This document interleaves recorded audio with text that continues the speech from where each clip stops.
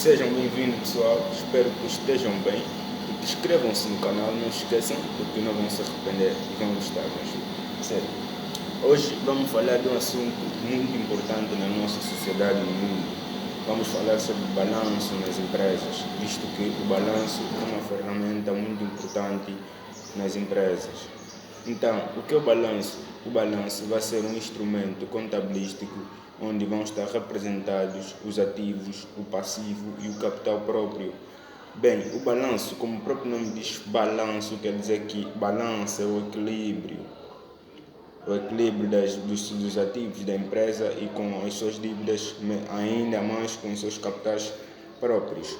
Bem, hoje vamos falar também sobre alguns elementos que constituem o mesmo, que acabei de falar de algumas massas patrimoniais, que é o ativo, o passivo, o capital próprio. Bem, temos aqui balanço.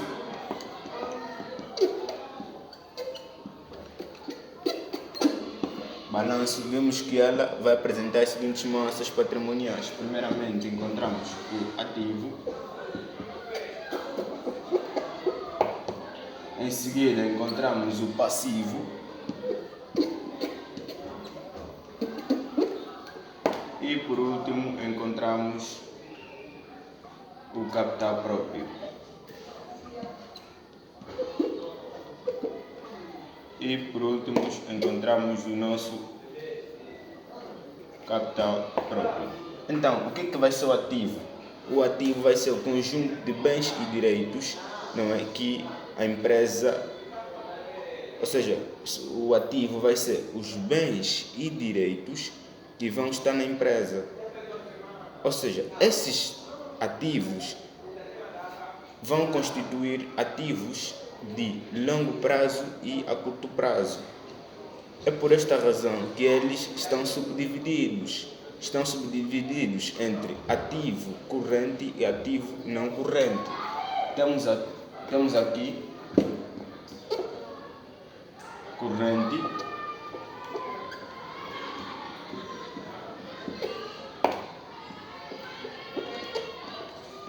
temos aqui o ativo corrente e o ativo não corrente. O ativo corrente é aquele que vai ficar na empresa há menos de um ano, como por exemplo as mercadorias, os meios monetários, estamos a falar do caixa, depósito à ordem, depósito a prazo, dentre outros. E já aqui no ativo não corrente estamos a falar dos bens e direitos que vão permanecer na empresa há mais de um ano, ou seja, das imobilizações corpóreas, imobilizações incorpóreas, também elas fazem parte.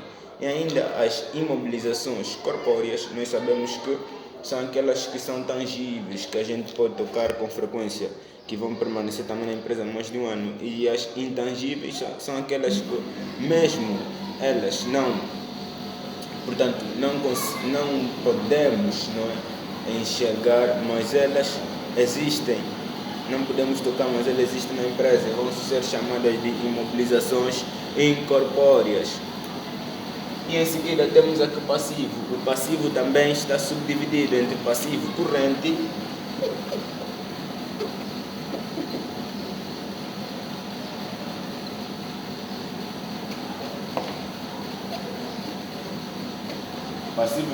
e passivo não corrente.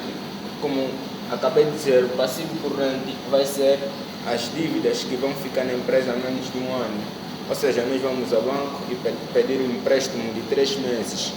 Essa quantia de dinheiro, essa obrigação que a gente tem, é que vai constituir o passivo corrente. Por quê? Porque há menos de um ano. E já no passivo não corrente, estamos a falar daquelas obrigações, não é, que a gente vai pedir para ficar na empresa há mais de um ano. Nós estamos a falar dos empréstimos bancários. Pedimos empréstimo, por exemplo, de 1 milhão de kwanza para fazer um investimento em atividades que poderão nos dar grandes reembolsos. Então, vão constituir aqui no balanço, no passivo não corrente.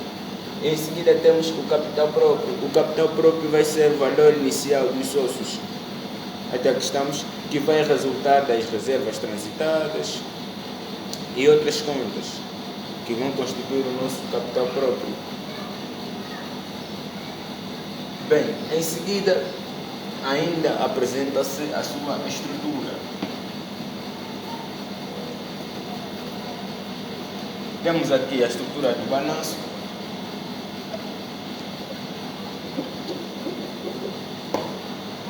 Estrutura do balanço. Bem, temos dois tipos de balanço. Temos o balanço vertical e horizontal, mas por hoje falaremos apenas do balanço horizontal.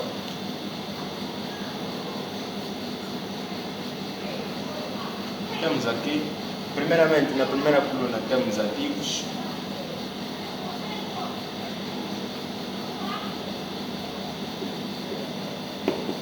Na segunda coluna temos o capital próprio e o passivo.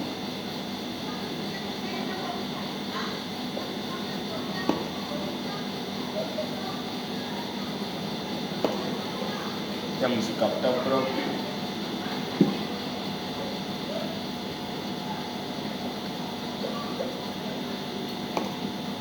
e passivo. E para a gente organizar na estrutura do balanço, primeiro colocamos os bens que vão ficar na empresa há mais de um ano, que no caso aprendemos que são os ativos não correntes.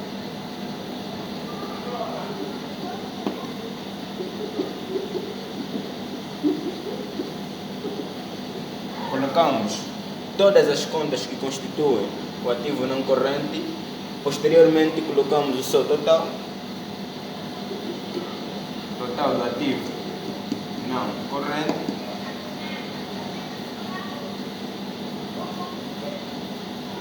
Em seguida temos o ativo corrente, aqueles bens que vão ficar na empresa há menos de um ano.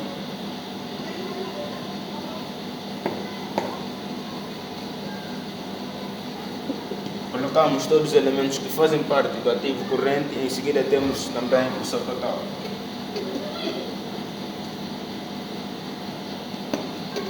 E fechamos em seguida do total do ativo corrente, temos o total do ativo.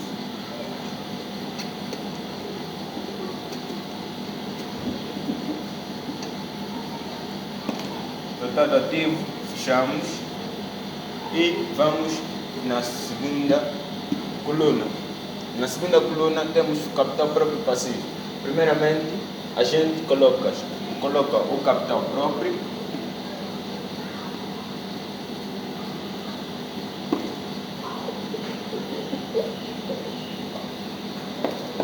a gente vai colocar todos os elementos que fazem parte do capital próprio, desde as reservas transitadas,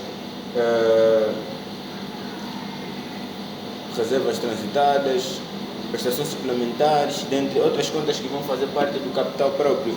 Depois metemos total do capital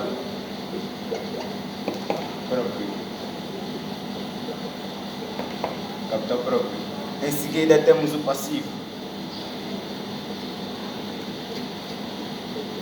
Primeiro temos o passivo não corrente, as dívidas que vão ficar na empresa há mais de um ano.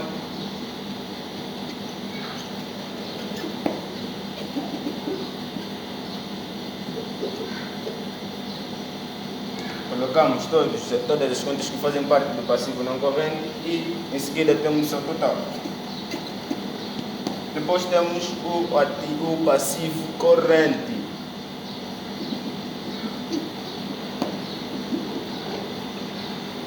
Colocamos todos os elementos que fazem parte do passivo corrente, em seguida temos o seu total. E a diferença do ativo menos o passivo, ativo menos o passivo é igual ao capital próprio. Se ativo menos o passivo é igual ao capital próprio, na estrutura do balanço, ao elaborarmos o balanço de uma empresa, devemos seguir este modelo, esta fórmula. Ativo menos o passivo é igual ao capital próprio. Ou seja, tem de haver balança, tem de haver equilíbrio. O ativo tem que ser igual ao capital próprio passivo. Se aqui for 10.000, aqui também será 10.000. Até aqui estamos, pessoal. Bem, aqui tem algo muito importante que vocês devem saber na estrutura do balanço. Aqui no total, no passivo não corrente, normalmente aí colocamos As contas frequentes são os empréstimos. No caso, estamos a falar dos empréstimos bancários. Esses são muito frequentes. Portanto, quando estiverem a fazer um exercício de contabilidade, não esqueçam, por favor, que aqui o passivo não corrente, na maioria das vezes, aparece somente os empréstimos. Estamos a falar dos empréstimos bancários. E já aqui no passivo corrente, estamos a falar aquelas classes, a classe dos terceiros. Normalmente são essas contas que ficam aqui no passivo corrente, fornecedores, dentre outras contas, que vão constar aqui no nosso passivo corrente. Até aqui estamos? Bem, mas há caso em que o nosso fornecedor vai constituir um direito. Isto quando o nosso fornecedor nos dá a mercadoria, ainda a gente não lhe pagar. Então, ele tem o direito de nos cobrar e nós somos obrigados a reembolsar o mesmo valor que a gente tem em dívida com o nosso fornecedor. Bem, hoje foi tudo. Espero que tenham gostado e aprender algo importante e que possam compartilhar este mesmo vídeo com outras pessoas. E inscrevam-se no canal, não esqueçam que não vão perder nada, só haverá alegria. Obrigado.